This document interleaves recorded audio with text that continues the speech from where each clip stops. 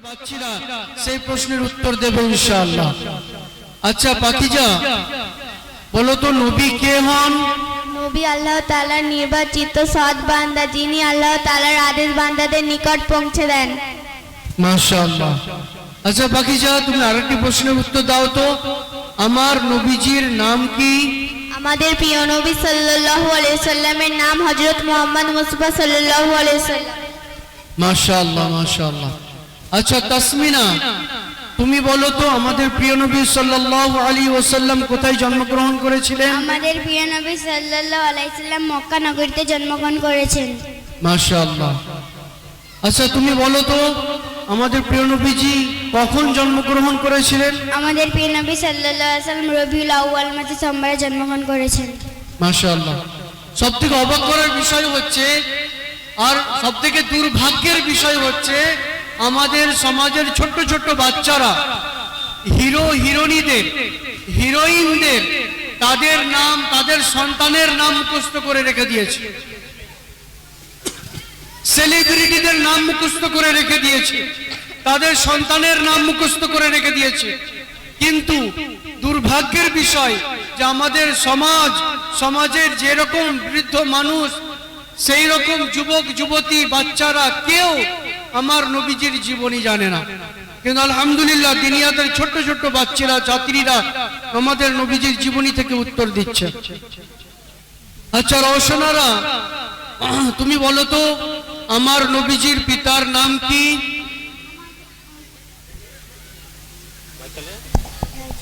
আমাদের প্রিয় নবী সাল্লাল্লাহু আলাইহি সাল্লামের পিতার নাম আব্দুল্লাহ। মাশাআল্লাহ।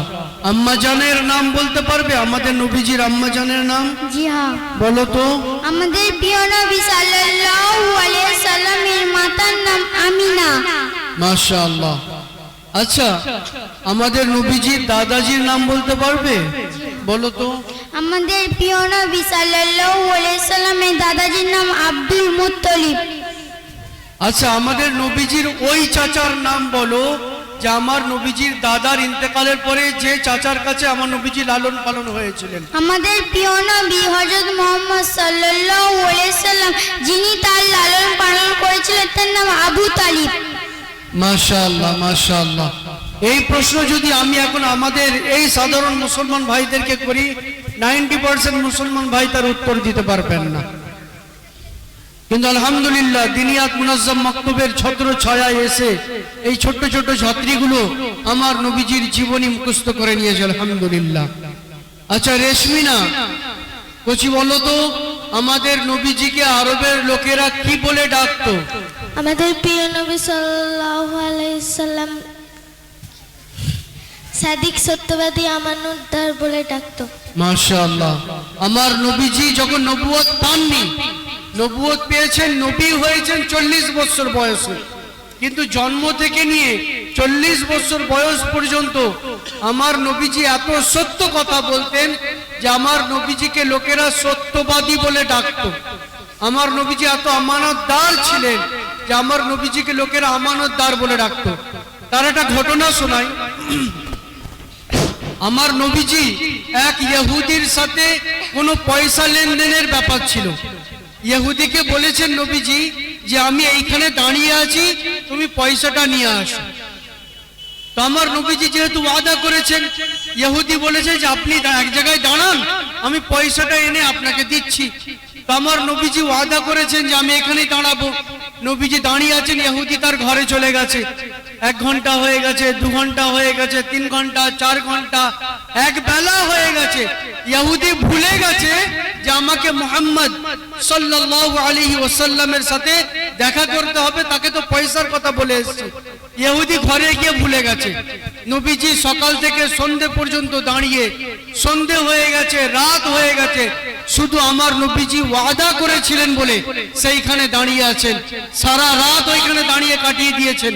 তারপরের দিন সকাল হয়েছে, নবীজি ভাবছেন এবারে হয়তো ইহুদিটা আসবে। ইহুদি সেই দিনেও আসেনি। সকাল থেকে সন্ধ্যে নবীজি ওইখানেই দাঁড়িয়ে আছেন, বসে আছেন, ওইখানেই আছেন, বাড়ি যাননি, কারণ মানুষের কাছে ওয়াদা করেছেন। সেই দিনটাও কেটে গেছে।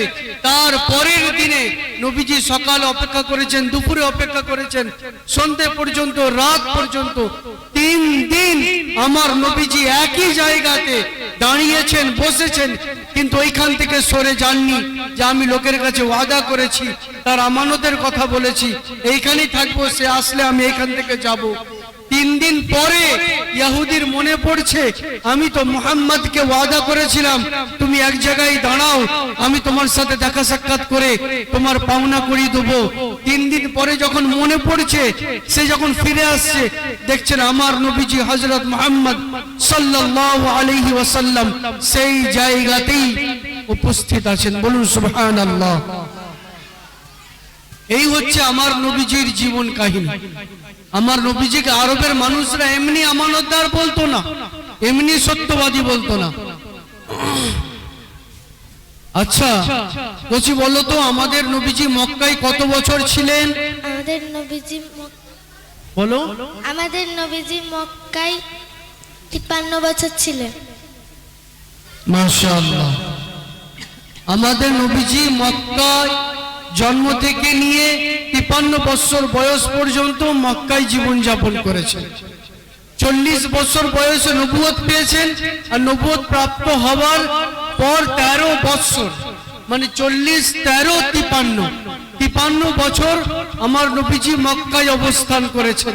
তারপরে আমার নবীজির উপরে যখন অত্যাচার বেশি হয়ে যায়, আমার নবীজিকে জানে প্রাণে মারার প্ল্যানিং করে নাই, তখন আমার আল্লাহ আমার নবীজিকে বললেন, হযরত মুহাম্মদ সাল্লাল্লাহু আলাইহি ওয়াসাল্লাম আপনি মক্কা থেকে হিজরত করে আপনি মদিনায় চলে যান।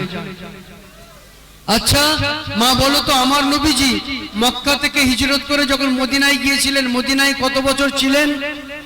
আমাদের প্রিয় নবী সাল্লাল্লাহু আলাইহি সাল্লাম মদিনায় 10 বছর ছিলেন। মাশাআল্লাহ।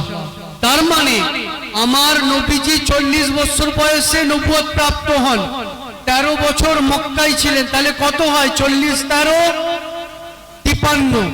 10 বছর মদিনায় ছিলেন, তাহলে কত হয়? 63। আমার নবীজির জীবন হায়াত 63 বছর। আমার নবীজি 63 বছর বয়সে দুনিয়া থেকে পর্দা নিয়েছেন। মাশাআল্লাহ। এই বাচ্চাদের গার্জেন আছে এখানে?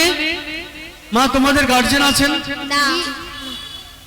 তোমার গার্জেন আছেন? জি হ্যাঁ। কারোর গার্জেন নেই?